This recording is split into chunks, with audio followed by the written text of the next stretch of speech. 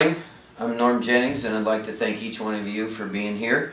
Today I'm going to talk to you on the need to enact a marriage covenant plan within the church. For those that are watching this video as it's posted, the people that are here in attendance with me today are some of our First Covenant church members, pastors, and then we have a few board members from our At Stake Ministries. At Stake Ministries, one of the missions that we have is to make a significant impact on the divorce rate in the United States.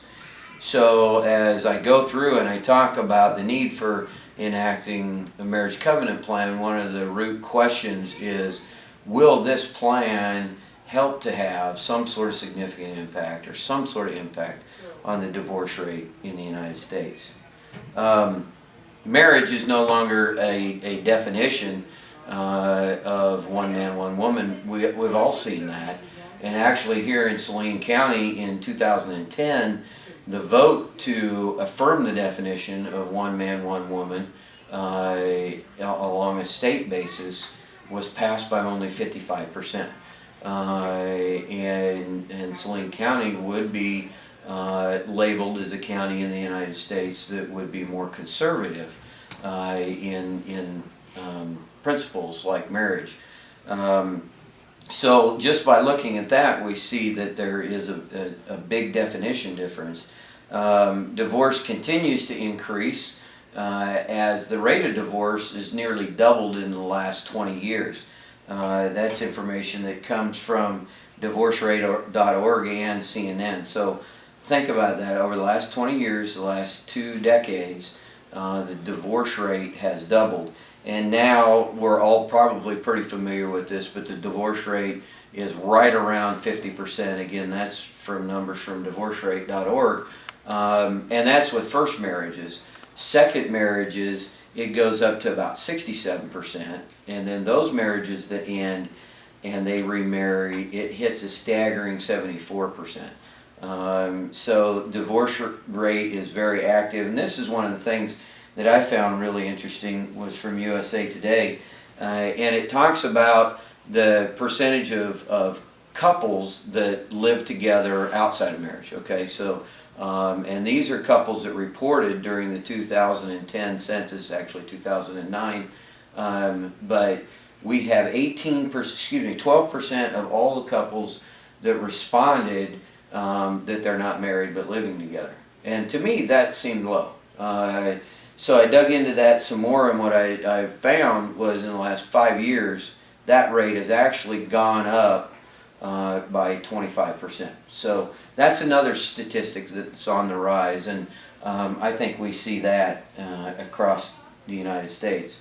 Focus on the Family shows that divorce rate is highest when you look by age among a category of people from the age of 22 to 28 years old.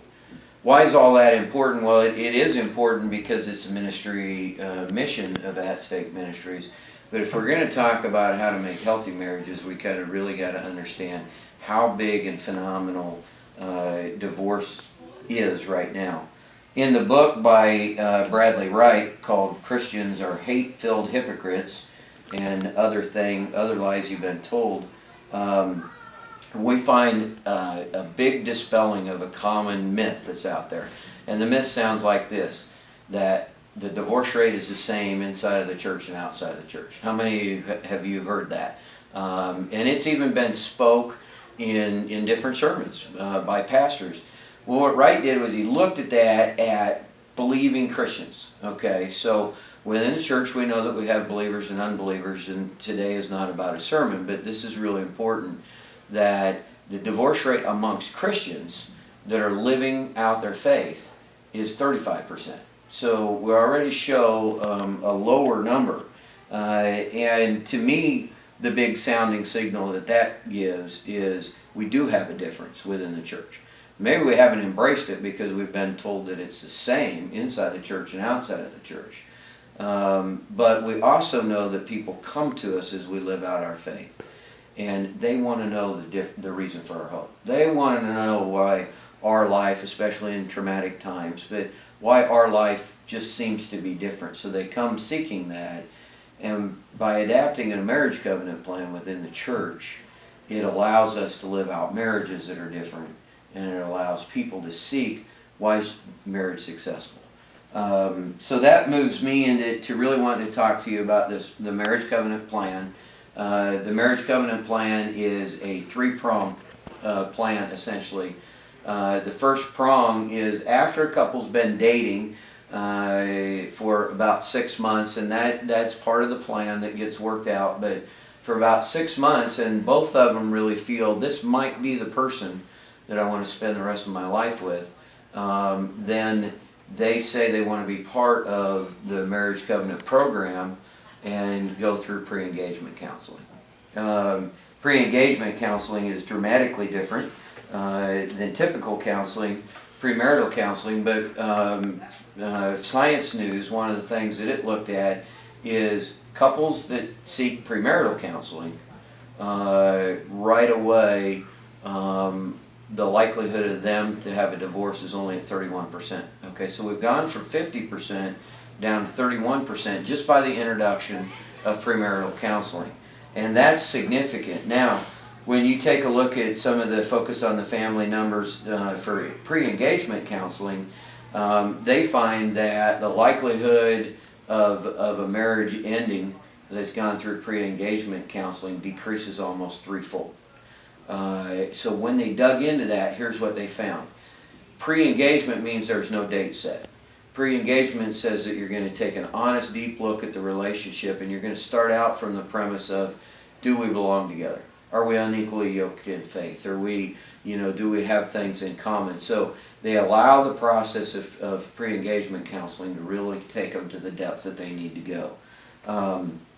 The second prong is as soon as a couple signs up, then there's a couple within the church that comes along as their marital mentors. And it's just a couple that has a successful marriage, one that's maybe been through marital counseling, been through different seasons within marriage, and they have wisdom to share. So those couples are joined together, and there's a mentorship program that's enacted between the two couples.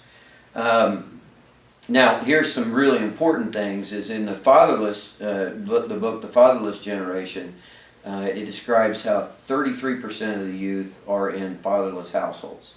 When we take that and put it along with some information that we have from Dr. Clinton in biblical counseling, he talks about that marriages with poor role models or no role models in marriage are 3 times more likely to fail within the first 5 years. And that probably starts to allude to that demographic of the 22 to 28 years is where most of the divorce seems to happen.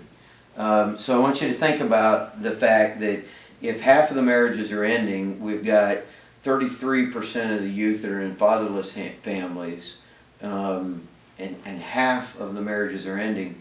How many are unhealthy? How many don't have healthy role models? And that's why this couple mentoring is very important. The last prong, which I won't spend a whole lot of time talking about this morning, is discipleship and education programs. It's vital within the church that there continually be discipleship and education programs that are aimed at youth, that are aimed at pre-engaged couples, that are aimed at couples that have been married a short time and a long time, so that there's a continual education and renewal of marriages.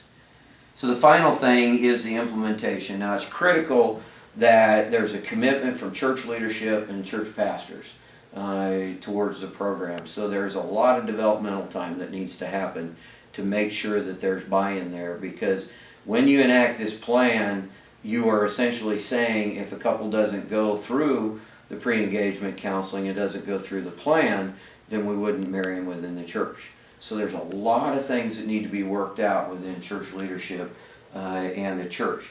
Now, there will be scenarios such as outreach or something that the church might want to deviate. You have to determine those with the implementation. You need a program champion, somebody within the church that is really passionate about healthy marriages, that's willing to take on the responsibility. And then you need to have training for your leaders, your disciples, your mentors throughout the program.